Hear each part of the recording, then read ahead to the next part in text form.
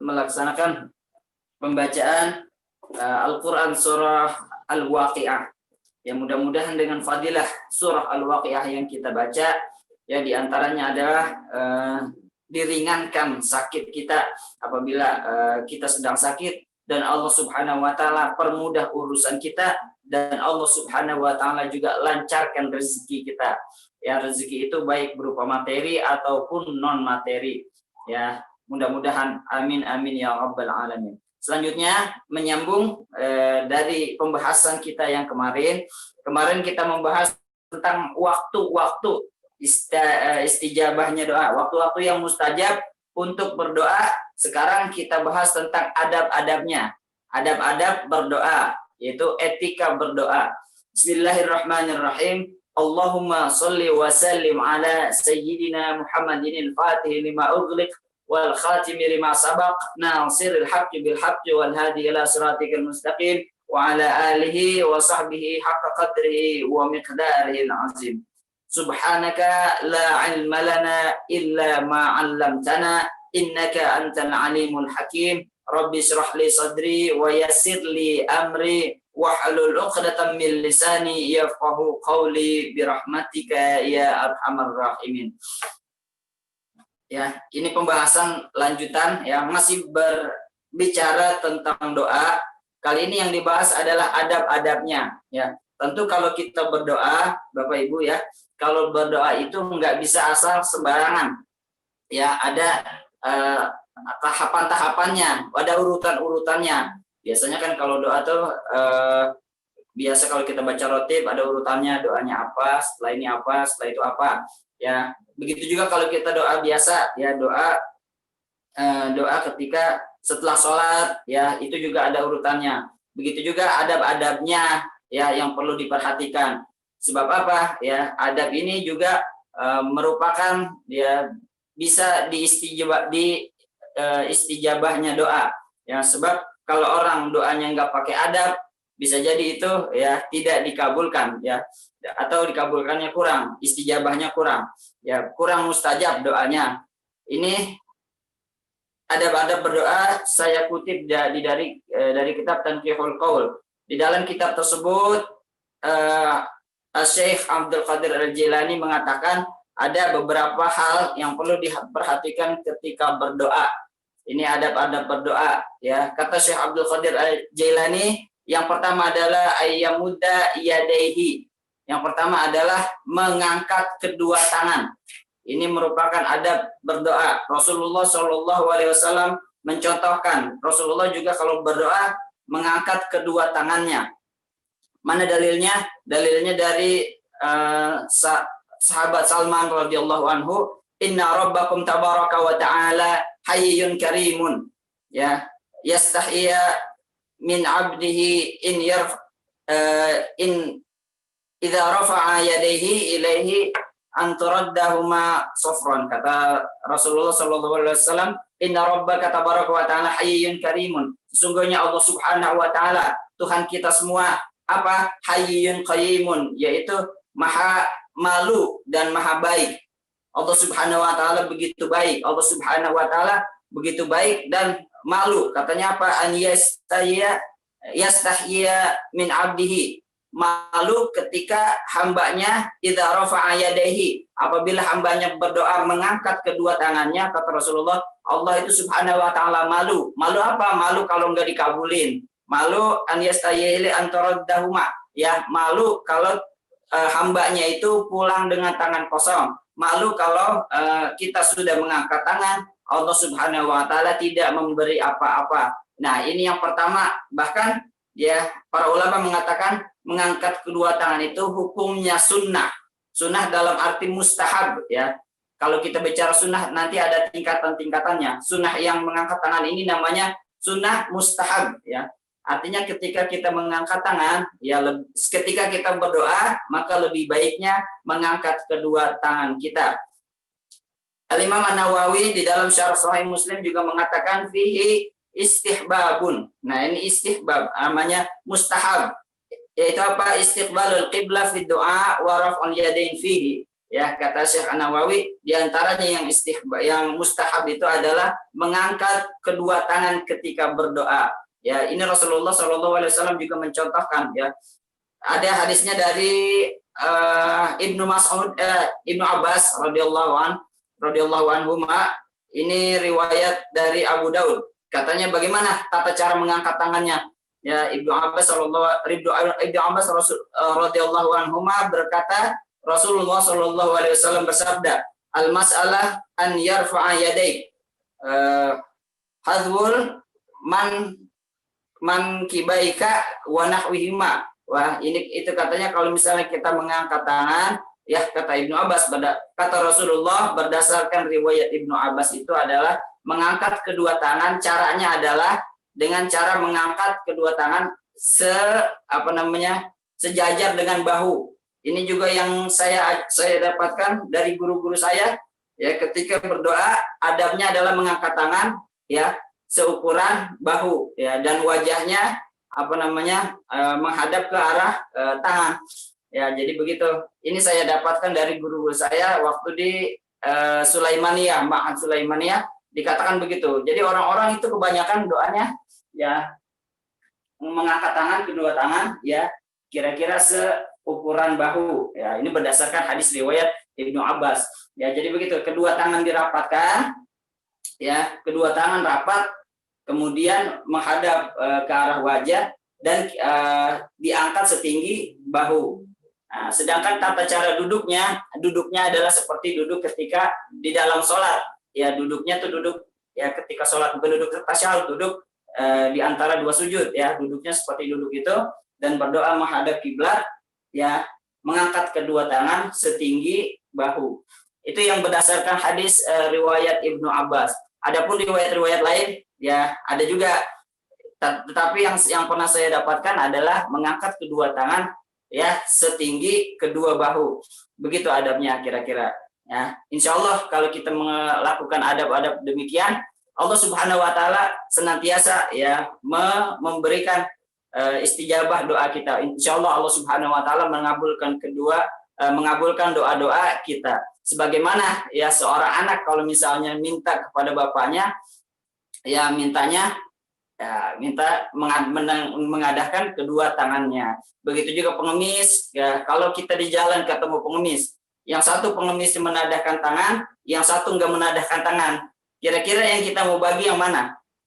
Ya, tentu yang mengadahkan tangan. Mengadahkan tangan adalah mengangkat kedua tangan adalah simbol sebagai kita memohon, merendahkan diri kita, yaitu meninggikan Allah Subhanahu Wa Taala. Bahwasanya Allah Subhanahu Wa Taala Maha Tinggi, yaitu kita mengadahkan tangan kita. Ini keliru kalau orang-orang yang mengatakan kalau kita mengangkat tangan berarti Allah ada di atas. Bukan. Ini sebagai simbol penghambaan. Bahwasanya kalau kita mengadah kedua tangan, kita itu lebih rendah daripada Allah Subhanahu Wa Taala. Ini namanya adabnya. Berarti kita mengakui Allah Subhanahu Wa Taala lebih tinggi derajatnya, lebih mulia daripada kita. Kita hanyalah manusia yang lemah, ya, makanya kita menengadahkan kedua tangan. Salah kalau ada yang bilang kita mengangkat kedua tangan berarti Allah ada di atas. Bukan begitu. Allah tidak bertempat, Allah tidak memiliki, Allah tidak terbatas oleh ruang dan waktu. Sebab Allah Subhanahu Wa Taala tidak membutuhkan itu semua. Simbol pengangkatan tangan adalah simbol kita menghambakan diri kita kepada Allah Subhanahu Wa Taala. Itu adalah adab berdoa. Adab yang pertama, kata Syekh Abdul Qadir Al-Jilani. Selanjutnya, adab yang kedua, apa itu?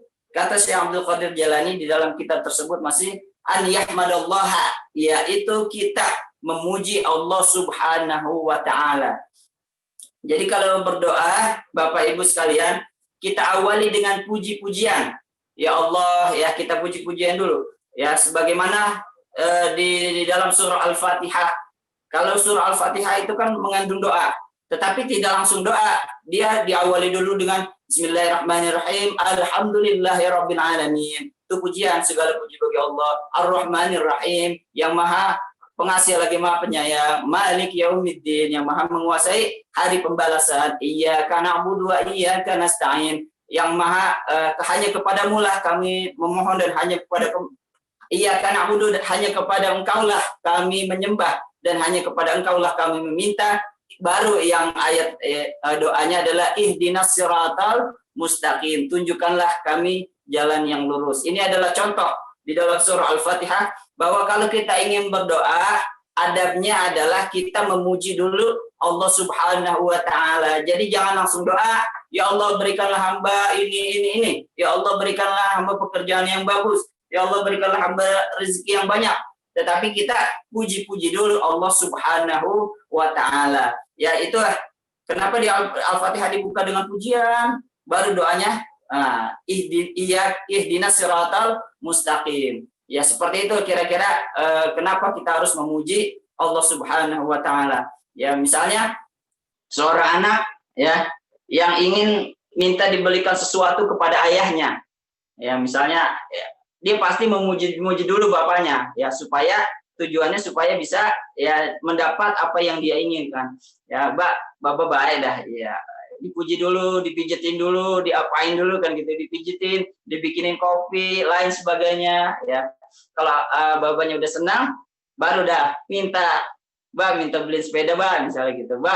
Ayah, papa misalnya minta beliin PlayStation, minta beliin yang lain sebagainya misalnya. Itu adalah adab yang begitu saja kita bisa logika kita masuk kepada anak-anak kecil, apalagi kepada Allah Subhanahu wa taala, adabnya pun ya harusnya lebih mulia ya karena kita memuji Allah Subhanahu wa taala.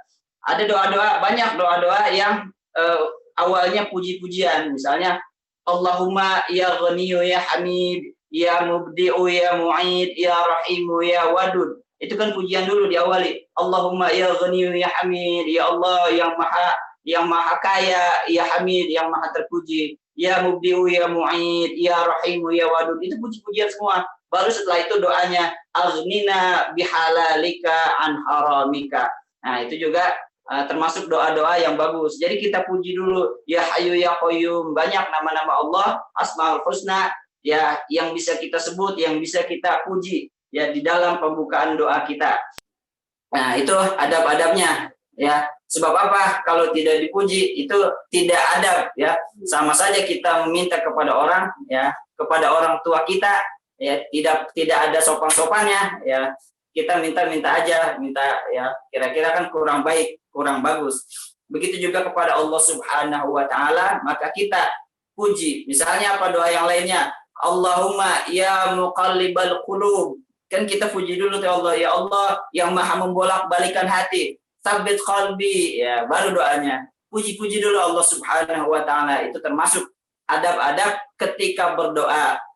Ya, jadi puji Allah ya dengan alhamdulillah. Makanya kenapa kalau kita habis sholat baca astagfirullahalazim, pertama istighfar, astagfirullahalazim, falakal bismillahirrahmanirrahim, alhamdulillahirabbil alamin. Itu juga pujian kepada Allah Subhanahu wa taala. Maka kita ya ketika berdoa kita awali dengan pujian ya, kemudian sholawat. Nah, ini baru poin yang selanjutnya adalah poin ketiga adalah sholawat kepada Nabi Shallallahu Alaihi Wasallam. Poinnya ya setelah kita memuji Allah ya kita juga harus bersholawat. Biasanya kalau dalam rangkaian doa pertama dimulai dengan istighfar ya, hamdalah, sholawat. Bismillahirrahmanirrahim, alhamdulillahirabbil alamin. Allahumma sholli wa sallim ala sayyidina Muhammad. Doanya sholawatnya terserah. Allahumma sholli wa sallim ala sayyidina Muhammadin al-Fatih lima ughliq, boleh. Allahumma sholli wa sallim ala sayyidina Muhammadin salatan tunjina biha min jamil ahwali wal afat, boleh. Atau Allahumma sholli wa sallim ala sayyidina Muhammadin Allahumma sholli wa sallim ala sayyidina Muhammadin tibil qulubi wa dawaiha, boleh. Macam-macam sholawatnya boleh. Baru doa, kemudian ditutup lagi sebelum amin dengan sholawat. Jadi hamdalah, basmalah, hamdalah, sholawat, doa, kemudian penutupnya adalah sholawat lagi terakhir. Wa sallallahu ala sayyidina Muhammadin wa ala alihi wa sahbihi ajma'in walhamdulillah ya rabbil alamin. Jadi sebelum alhamdulillah kita tutup kembali dengan sholawat. Biasanya yang diajarkan runtunannya adalah sebagai itu. Ya seperti demikian. Dalilnya adalah ya hadis dari riwayat dari Sayyidina Umar bin Khattab adalah inna du'a mawqufun baina samai wal ardh. Sesungguhnya doa itu tertahan di antara langit dan bumi. Ya tidak sampai la yus'alu minhu syai'un, ya tidak sampai apa-apa darinya hatta tusalli 'alan nabi Muhammad sallallahu alaihi wasallam, sampai kita bersolawat kepada Nabi Muhammad sallallahu alaihi wasallam. Ya, jadi doa itu kalau tanpa solawat, doa itu tidak sampai kepada tidak dicatat kepada oleh malaikat, hanya sampai kepada antara bumi dan langit, sampai kita bersolawat kepada Rasulullah Shallallahu Alaihi Wasallam. Nah, itu adab-adabnya. Yang pertama, urutannya adalah hamdalah, puji-puji Allah Subhanahu Wa Taala, kemudian solawat, berdoa, isi doanya baru datu, isi doanya apa, kemudian baru kita tutup kembali dengan solawat, baru terakhir walhamdulillahirabbil alamin. Misalnya terakhir Rabbana atina fid dunya hasanah wa fil akhirati hasanah wa qina adzabannar. Terakhir solawat lagi wa sallallahu ala sayyidina Muhammad wa alihi wasallam walhamdulillahirabbil alamin. Nah, itu adab-adabnya. Maka kalau kita baca, misalnya baca rotib atau doa-doa yang lainnya, doa istighosah, doa tahlil dan lain sebagainya, itu pasti urutannya begitu Bapak Ibu. Ya, itu adab-adabnya itu sudah bagus, runtunannya sudah bagus ya. Jadi diawali dengan basmalah, hamdalah, solawat, doa, ditutup kembali dengan solawat, dan terakhir walhamdulillah ya rabbil alamin. Yang terakhir ya, tambahannya adalah istiqbalul qiblah, yaitu menghadap kiblat. Ya, ini sebisa mungkin kita menghadap kiblat, apalagi ya disarankan setelah sholat ya, kan berhubung kita masih menghadap kiblat habis sholat fardu atau habis sholat tahajud ya, atau habis sholat sunnah yang lainnya, berhubung kita masih menghadap kiblat, masih dalam keadaan suci ya, duduknya juga dalam keadaan duduk dalam keadaan sholat, kita ngangkat kedua tangan kita, nah, itu kita berdoa, itu adab-adabnya, yaitu menghadap kiblat. Ada dalilnya, yaitu hadis riwayat Muslim, yaitu ketika Rasulullah Shallallahu Alaihi Wasallam berada di perang Badar, ya Rasulullah Shallallahu Alaihi Wasallam mengangkat kedua tangannya menghadap kiblat. Ya, begitu pula ya di kondisi yang lain, bisa juga di dalam sholat ataupun di luar sholat ya, seperti yang Rasulullah lakukan ya, tetap menghadap kiblat, adabnya seperti itu ya. Fastaqbala Nabi Shallallahu Alaihi Wasallam qiblah, thumma yad'u thumma yamudda yadayhi faja'ala yahtamida rabbah ya. Ini adalah hadisnya. Kemudian Rasulullah ketika perang Badar, ketika perang sedang berkecamuk, Rasulullah menghadapkan dirinya ya, wajahnya ke kiblat, kemudian mengangkat kedua tangannya, kemudian berdoa kepada Tuhannya. Nah, seperti itulah adab-adab yang diajarkan oleh Syekh Abdul Qadir Jailani di dalam kitab Tanqihul Qaul. Yang pertama adalah mengangkat kedua tangan, yang bagaimana tadi caranya sudah disebutkan di dalam hadis riwayat Ibnu Abbas. Ada juga selain mengangkat tangan, urutannya adalah membaca hamdalah ya, kemudian membaca sholawat Nabi Muhammad SAW, dan tentu jangan lupa menghadap kiblat. Mudah-mudahan ya ini bisa kita terapkan sehari-hari, baik itu di Wisma Atlet maupun di luar dan lain sebagainya. Sebagai informasi, ini berhubung saudara saya, teman saya, rekan saya, Al-Ustaz Hari Cahya Setiawan, masa tugasnya sudah berakhir, maka nanti ta'lim setelah maghrib ya, kajian dan zikir setelah maghrib itu ditiadakan terlebih dahulu sampai kita mendapat keputusan dari Pak Ketua. Mudah-mudahan ya, nanti saya belum tahu bagaimana ke depannya, apakah hanya 1 kali 1 hari ataukah tetap 2 kali dalam 1 hari. Kira-kiranya ini yang bisa saya sampaikan. Tetapi besok kita bertemu lagi di kesempatan pada pagi hari, dan maghribnya untuk sementara diliburkan terlebih dahulu. Mohon maaf apabila ada kekurangan. Billahi taufiq wal hidayah. Wassalamualaikum warahmatullahi wabarakatuh. Waalaikumsalam warahmatullahi wabarakatuh.